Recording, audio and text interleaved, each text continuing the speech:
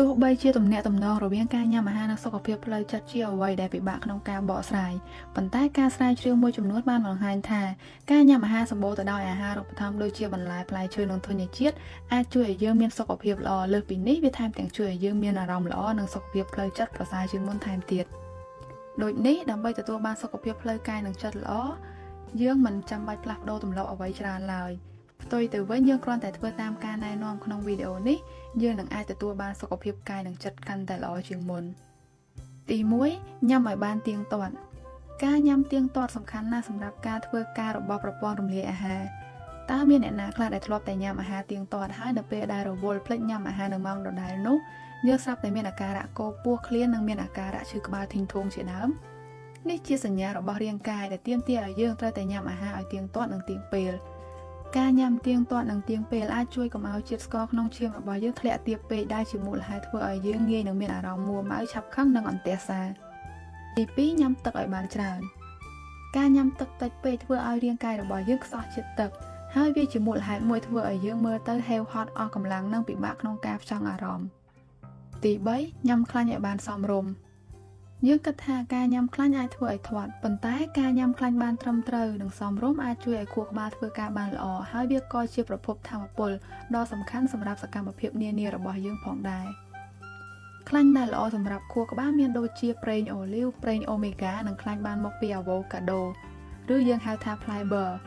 ក្រៅពីនេះក៏មានខ្លាញ់មកពីទឹកដោះគោនិងស៊ុតផងដែរទី4បន្ថែមសាច់បន្លែផ្លែឈើនិងធញ្ញជាតិទៅក្នុងរបបអាហាររបស់យើងតែយើងដឹងទេថាការញ៉ាំអាហារត្រឹមត្រូវដើម្បីមានសុខភាពល្អត្រូវមានចំណែកនីមួយៗប៉ុន្មានភាគរយយោងតាមការណែនាំដោយ Harvard Medical School ក្នុងរបបអាហាររបស់យើងក្នុងមួយពេលគួរតែមានបាយឬផលិតផលធ្វើពីធញ្ញជាតិ 25% សាច់សុទ្ធដែលមិនមែនជាសាច់ជាប់ខ្លាញ់ 25% ផ្លែឈើ 15 ទៅ 20% និងបន្លែពី 30 ទៅ 35%ទី5ញ៉ាំអាហារសម្បូរទៅដោយ Prebiotic និង Probioticដើម្បីជួយឲ្យប្រព័ន្ធរំលាយអាហាររបស់យើងមានសុខភាពល្អ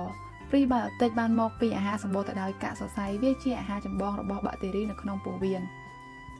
ចំណែក Probiotic វិញមាននៅក្នុងយ៉ាអ៊ូអាហារត្រាំឬអាហារផ្អាប់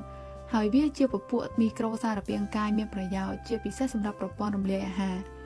វាជួយធ្វើឲ្យសុខភាពប្រព័ន្ធរំលាយអាហាររឹងមាំនិងពង្រឹងប្រព័ន្ធភាពស៊ាំរបស់រាងកាយទី6ជៀសវាងកាហ្វេអ៊ីននិងអាល់កុលកាហ្វេអ៊ីនអាចធ្វើឲ្យយើងពិបាកគេងមិនលក់ហើយពេលខ្លះធ្វើឲ្យយើងរសាប់រសល់ដែលជាមូលហេតុមួយនៃអារម្មណ៍មិនល្អ